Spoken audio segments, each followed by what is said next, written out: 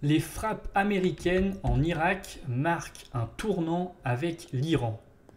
8 combattants pro-Iran ont perdu la vie dans des frappes américaines en Irak mercredi matin, marquant une première depuis le début des hostilités à Gaza.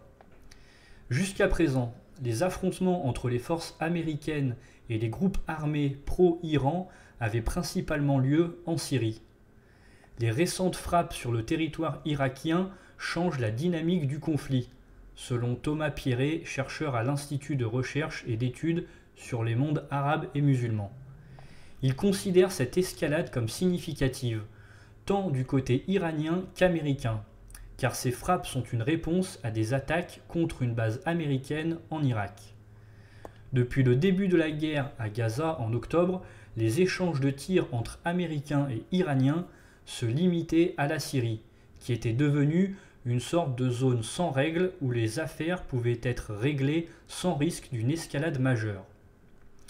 Selon Thomas Pierret, cette situation en Irak est plus délicate, car les États-Unis et l'Iran ont des liens étroits avec le gouvernement irakien. Les affrontements entre les forces américaines et iraniennes placent ainsi ce gouvernement dans une position extrêmement compliquée.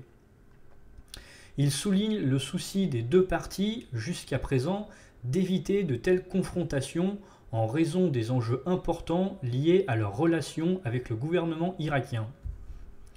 Le chercheur explique que les attaques contre les forces américaines dans la région, en particulier en Syrie, mais aussi précédemment en Irak, par des groupes armés pro-iraniens, ne sont pas nouvelles.